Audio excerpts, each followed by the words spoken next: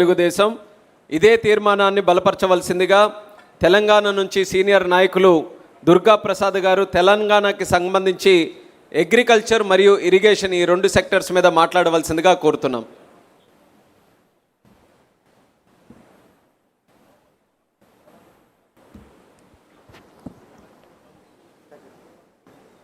ఈనాటి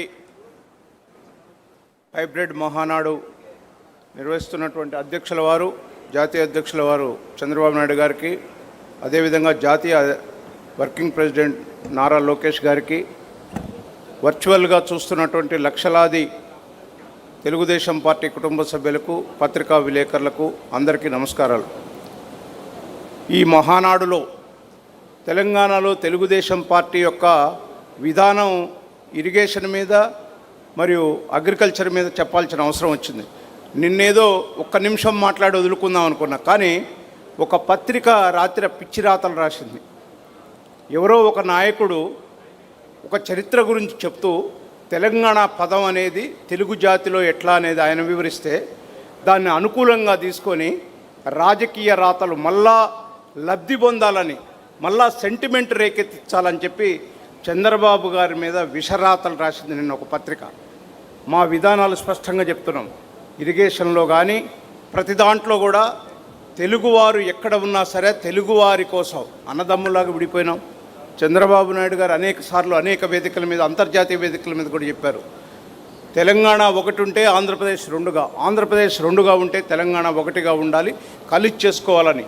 ఈ మధ్య ఒక సమ్మిట్కి పోయినప్పుడు కూడా తెలంగాణలో కూడా పెట్టుబడి పెట్టండి అని చెప్పి చంద్రబాబు నాయుడు గారు చెప్పడం జరిగింది. చంద్రబాబు గారికి ఉన్నటువంటి విజన్ మీలో ఎవరికైనా ఉన్నదా? ఆ పత్రిక కేవలం మళ్ళొక్కసారి నిన్న మన యువ నాయకుడు లోకేష్ గారు ఎప్పుడైతే మేము కమిటీని వేసి అక్కడ పార్టీని మళ్ళీ ఇచ్చేస్తామన్నారో వాళ్ళకి భయం పుట్టుకొని నిన్న పత్రికలో బ్రహ్మాండంగా రాశారు. ఒక నాయకుడు చరిత్ర గురించి, తెలంగాణ గురించి చెప్తే దాన్ని చంద్రబాబు నాయుడు గారు అనిపించినట్టుగా రాశారు. దీన్ని పూర్తిగా విరుద్ధంగా రాశారు. దీన్ని ఖండిస్తున్నాం. ముఖ్యంగా చంద్రబాబు నాయుడు గారు ఈ తెలుగు జాతి కోసం, తెలుగు వాళ్ళ కోసం, ఇక్కడే కాదు తెలంగాణలోనే కాదు, అండమాన్లే కాదు, ప్రపంచవ్యాప్తంగా ఉన్న తెలుగు వారి కోసం, తెలుగు ఆత్మగౌరవం కోసం పనిచేస్తున్నటువంటి తెలుగుదేశం పార్టీ చంద్రబాబు నాయుడు గారు. అది గుర్తుపెట్టుకోవాలి మీరు. ఇవాళ చంద్రబాబు నాయుడు గారు వ్యవసాయం విషయంలో మీకే చెప్తున్నాను, ఉమ్మడి రాష్ట్రంలో ఏం చేశారో మీ అందరికీ తెలుసు. ఉమ్మడి రాష్ట్రంలో అనేక వ్యవసాయంలో మార్పులు తీసుకొచ్చినటువంటి వ్యక్తి చంద్రబాబు నాయుడు గారు. డ్రిప్ ఇరిగేషన్ ఎక్కడి నుంచి వచ్చిందండి?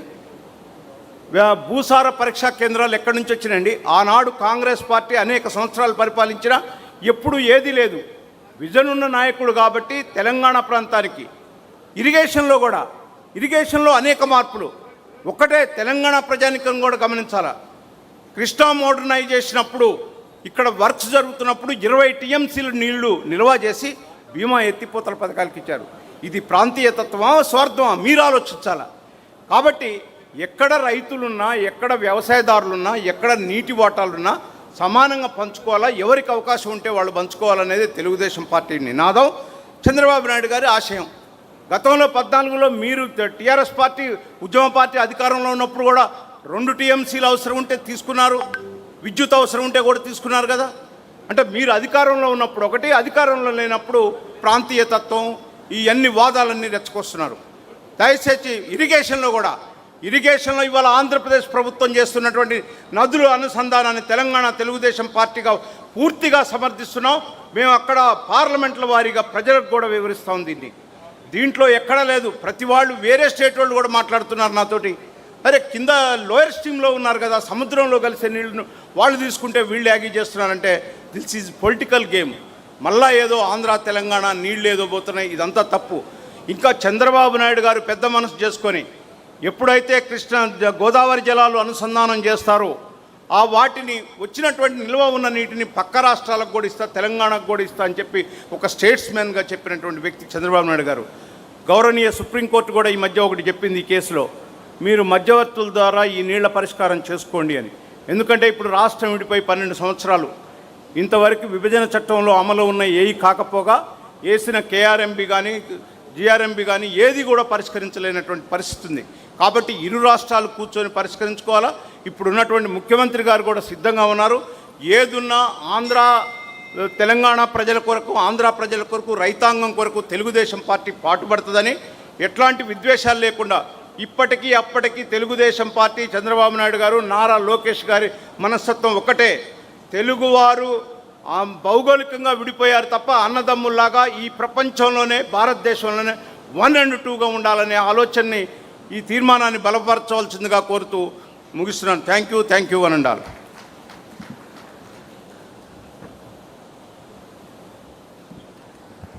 జై తెలుగుదేశం.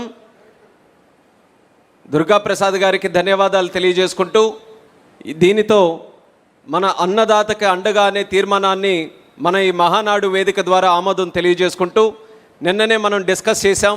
ఏదైతే ఈసారి వర్చువల్ హైబ్రిడ్ మహానాడు మనం నిర్వర్తిస్తున్నామో, మన మహానాడు కేవలం ఒక్క లొకేషన్కే పరిమితం కాకుండా రాష్ట్రంలో అనేక ప్రాంతాలకి, అనేక క్లస్టర్స్ వరకు కూడా తీసుకొని వెళ్ళి మహానాడు తాలూకు శక్తిని ఇంటింటికి, గడప గడపకి తీసుకొని వెళ్ళే కార్యక్రమం ఈ యొక్క వర్చువల్ మహానాడు ద్వారా జరిగితే, నిన్న కార్యకర్తల తాలూకా సంఖ్యలో సుమారు 7.5 లక్షల మంది నిన్న ప్రతి ఒక్కరు కూడా దీనికి మరి ఈ కార్డుల ద్వారా కనెక్ట్ అవ్వడం జరిగింది. నిన్న ఒక పిలుపునిచ్చాం.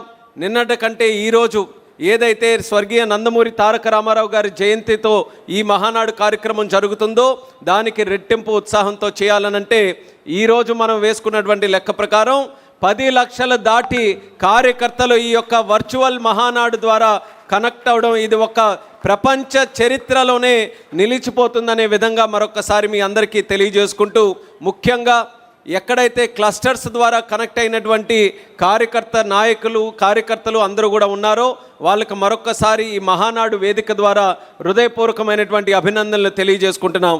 దానితో పాటు మన అధినేత గారి గురించి తెలియజేయాలనంటే, ఆయన కేవలం కొన్ని క్లాసులో, కొన్ని డిగ్రీలో కాదు, చంద్రబాబు నాయుడు గారు అనంటే ఒక యూనివర్సిటీ.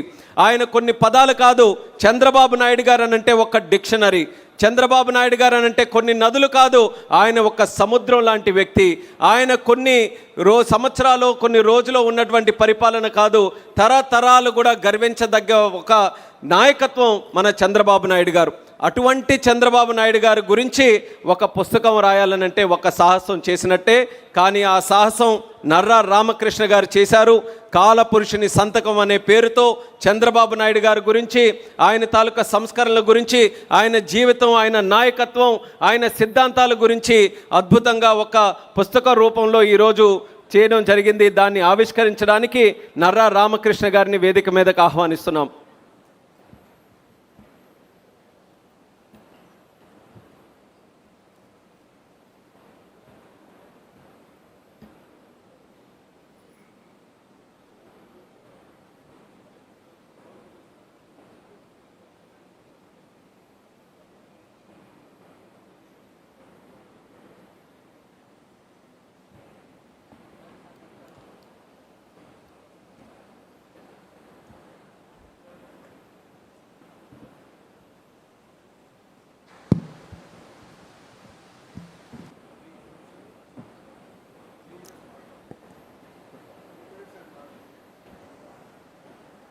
పుస్తక రచయిత నర్రా రామకృష్ణ గారిని ఒక 2 నిమిషాలు మాట్లాడవలసిందిగా కోరుతున్నాం.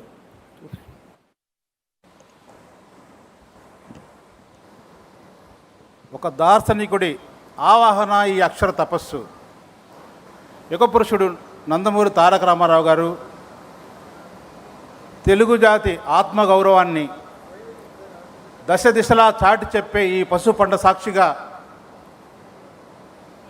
నాకు ఎంతో ఇష్టమైన వ్యక్తి అని అనడానికి కూడా నాకు ఇష్టం లేదు. నాకు దైవంలాగా భావిస్తాను చంద్రబాబు నాయుడు గారిని.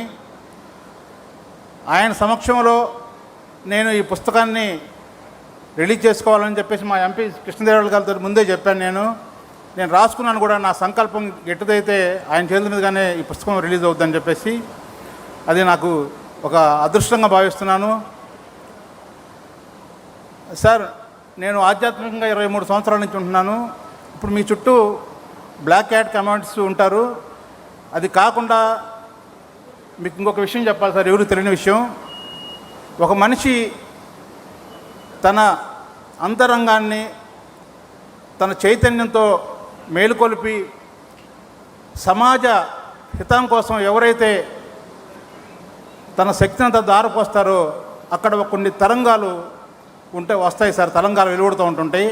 ఆ తరంగాలకి ఈ ప్రకృతిలో ఉన్న అదృశ్యమైన శక్తులు ఆకర్షిస్తాయి సార్. వాటిని దేవగణాలు అంటారు.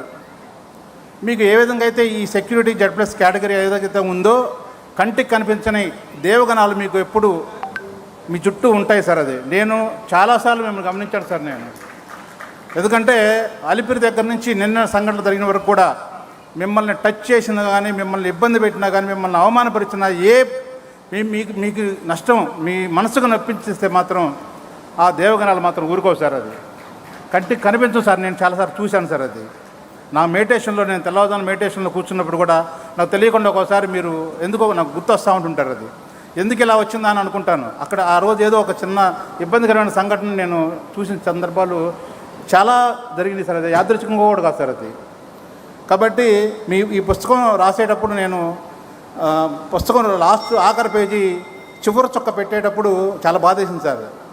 ఒక తండ్రి కూతుర్ని అత్తారింటికి పంపించేటప్పుడు ఏ విధంగా బాధపడతాడో పక్క సంతోషం ఉన్న ఈ పుస్తకం నాతో ఇంకా అయిపోతుంది, నేను రాయడం అయిపోయింది అన్న తర్వాత కూడా నాకు చాలా బాధేసింది సార్. అది పుస్తకం రాసేటప్పుడు చాలా అద్భుతమైన వైబ్రేషన్స్ నేను పొందాను సార్. పుస్తకం చదవండి, ఆయనతో స్నేహం చేసినట్టు ఉంటుంది, ఆయన దగ్గరతో, ఆయన చనువుతో ఉన్నట్టు ఉంటుంది. ఆయన యొక్క ఆశయాలు ఇవన్నీ కూడా మనకు తెలియకుండా మనలో ఆవహించేస్తాయి సార్.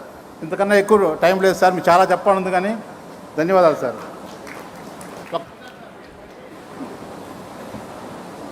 ఒక్కసారి సార్ మీకు మీ దగ్గర ఆశీర్వాదం తీసుకోవాలన్నా కానీ మీ అనుమతిని తీసుకోవాలని నేను అనుకుంటా సార్. ఎందుకంటే దేవగణాలు మీ దగ్గర ఉంటాయి సార్. అది మీ మనస్ఫూర్తిగానే మీ ఆశీర్వాదం నాకు కావాలి సార్.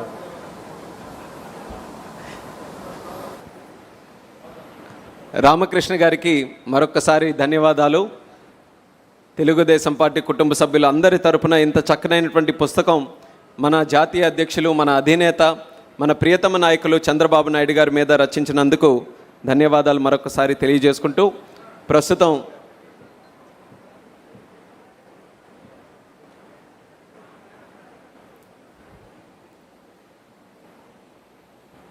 ఈ తీర్మానం మనం పూర్తి చేసుకున్నటువంటి సందర్భంలో ప్రస్తుతం మనం లంచ్ బ్రేక్లోకి అడుగు పెడుతున్నాం.